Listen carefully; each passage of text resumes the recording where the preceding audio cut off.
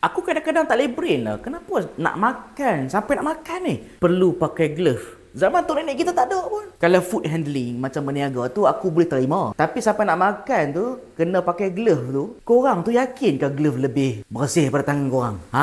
Ingat dah, there is no satu kajian sekalipun mengatakan glove lebih superior, lebih bersih dibandingkan dengan tangan yang korang lepas basuh. Tak ada kajian satu pun. Tak kisahlah glove jenis material apa, PVC ke, vinyl ke, latex ke, ataupun rubber sekalipun, there is no such thing. Takkan ada satu pun glove yang lebih bersih daripada tangan korang yang korang basuh sebelum makan. Tak ada satu kajian pun. Sebab apa? Sebab glove. Apa fungsi glove? Fungsi glove adalah sebagai barrier di mana tak akan berlaku kotor hasil tangan kita kepada benda yang kita pegang.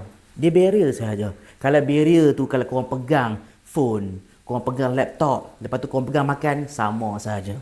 Glove itu tetap menjadi tempat ataupun medium untuk transfer cross contamination ataupun bacterial infection. Sama sahaja. Kalau kau makan ni, aku rasa basuh tangan molek, makan lagi best. Sebab memang ada kajian, kalau kita makan guna tangan bare hand, makanan tu akan lebih sedap. Tu baru satu. Lepas tu nombor dua, makanan yang korang pegang dengan tangan itu sendiri lebih nikmat. Dan nombor tiga, ada some study walaupun study bukan kuat, tangan yang bare hand dia akan memberi sedikit probiotik kuman yang ada pada tangan masuk dalam mulut. Ingat, jangan kejam.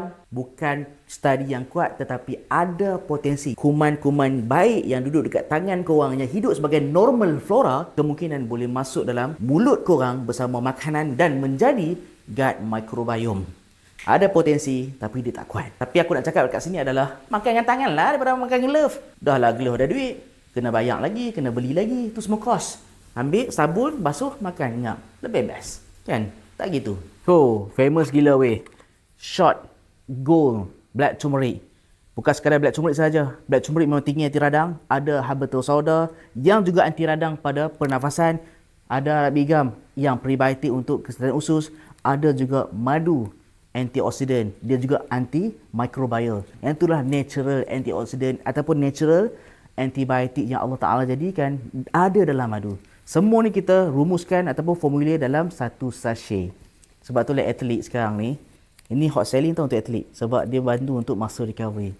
So at least kalau korang pergi bersukan, korang running, korang buat high intensity workout, kuranglah DOMS, Delayed Onset Muscle Soreness. Yang sengai-sengai badan, yang tak pernah bersenam, tiba-tiba rajin bersenam, sakit badan, sakit otot. Itulah muscle soreness. Otot koyak. Nak kurangkan rasa sakit tu, nak improve kita panggil muscle recovery, sachet black turmeric.